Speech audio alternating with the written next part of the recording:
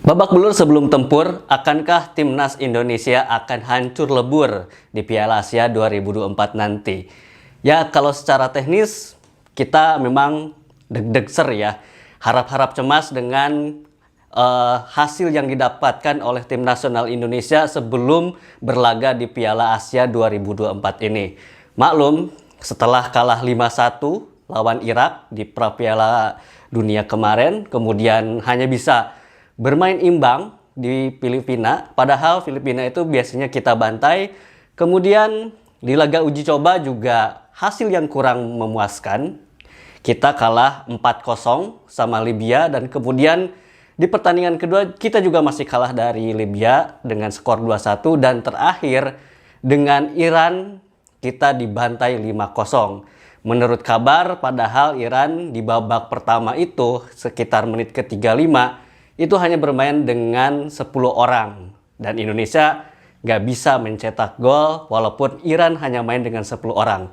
Ya gimana nggak cemas ya buat pecinta sepak bola nasional seperti gua ini, dengan harapan yang tadinya ekspektasinya cukup tinggi, tetapi ternyata makin kesini kok makin mengkhawatirkan atau hasilnya kurang begitu menggembirakan ya.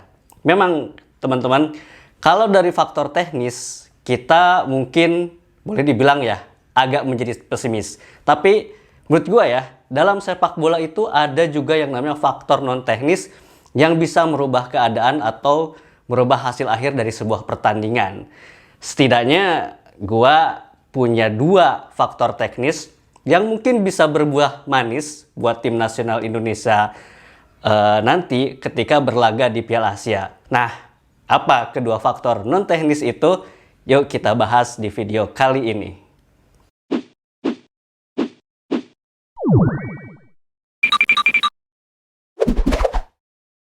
Halo, selamat datang kembali di Ocehan Penawar Kesepian.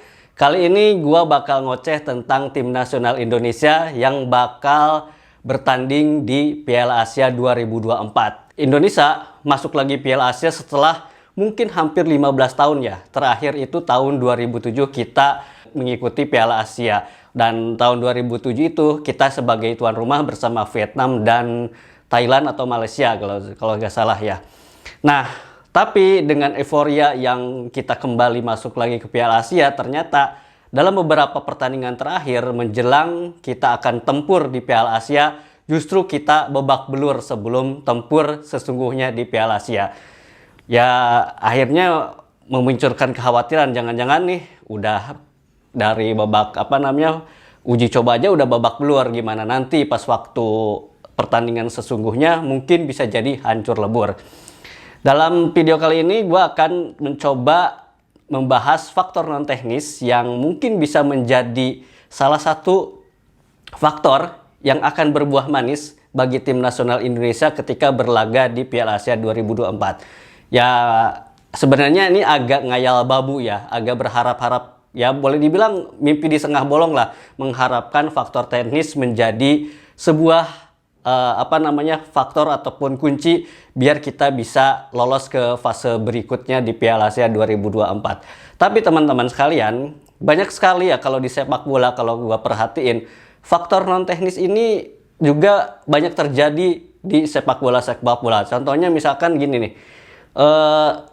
Manchester City nih kalau ketemu Spurs itu biasanya nggak tahu kenapa suwe terus gitu loh, atau mungkin banyak suenya gitu. Seringkali mereka kalah di kandang di Etihad Stadium ya, di kandangnya mereka. Bahkan di Piala Champion atau di Liga Champion tuh sempat disingkirkan oleh Spurs, padahal si Manchester City ini pada saat itu ya lumayan cukup lagi kuat-kuatnya gitu. Atau mungkin Bayern Munchen di Liga Jerman kadang-kadang suka suwe gitu kalau ketemu dengan Eintracht Frankfurt atau Mönchengladbach. Jadi ada faktor-faktor yang memang di luar teknis yang bisa membuat suasana ataupun hasil akhir dari sebuah pertandingan itu menjadi sesuatu yang nggak bisa diprediksi gitu loh. Nah, faktor non teknis inilah yang gua pikir mungkin bisa menjadi harapan Indonesia bisa lolos ke fase berikutnya.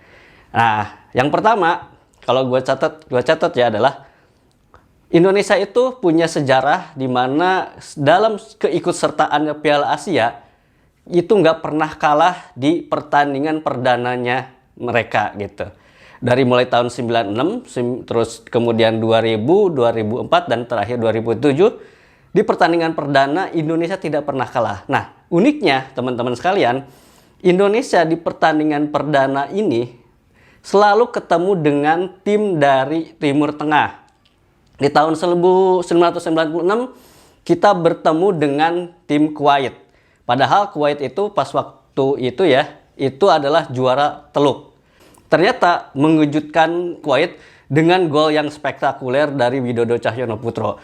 Itu gua masih inget, itu tengah malam sendirian nonton di rumah sampai loncat karena kegirangan. Habis itu Indonesia juga bahkan bisa leading gitu dengan golnya Roni Wabia yang juga sangat spektakuler dari luar kotak penalti. Walaupun akhirnya Indonesia hanya bisa meraih poin 1 pas waktu itu, cuman itu juga cukup mengagetkan Asia ya, terutama mungkin Kuwait yang tadinya sangat meremehkan timnas Indonesia.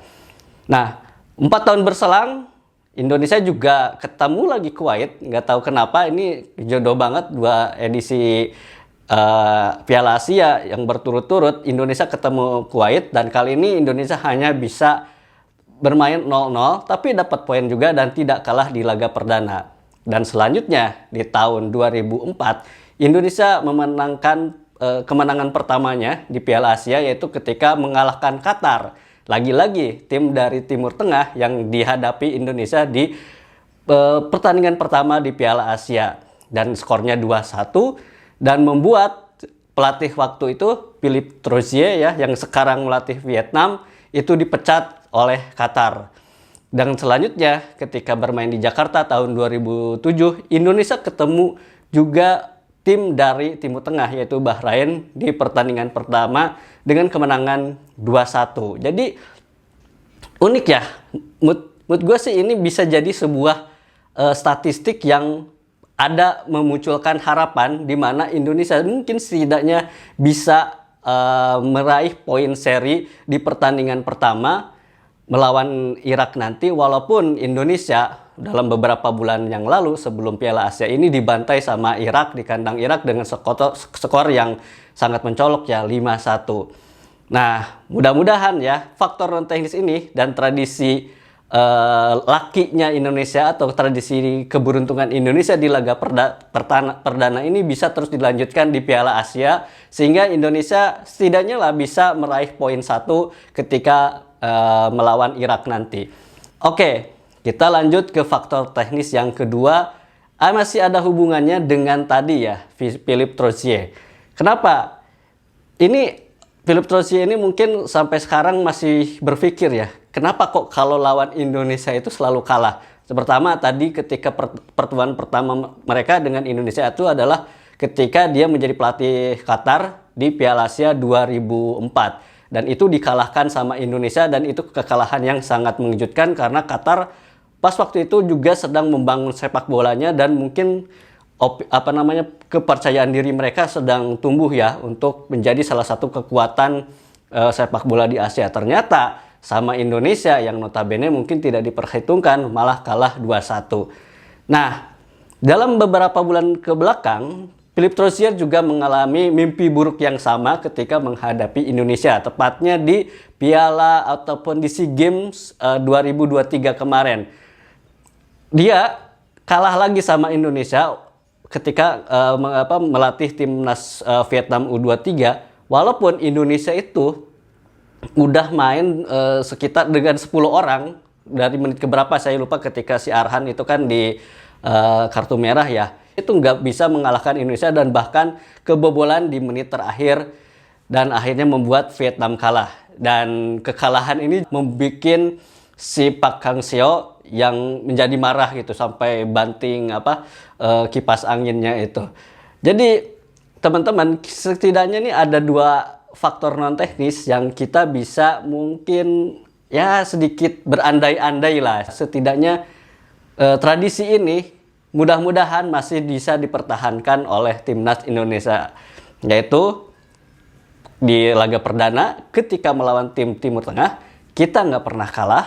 Yang kedua, faktor Philippe Troussier yang selalu suwe ataupun selalu sial ketika menghadapi timnas Indonesia di semua event, baik itu di Piala Asia ataupun di SEA Games.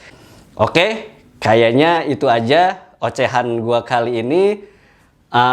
Jangan lupa untuk subscribe dan like video ini. Semoga timnas Indonesia bisa menang ataupun bisa meraih poin bisa meraih hal yang bagus di Piala Asia 2024 ini.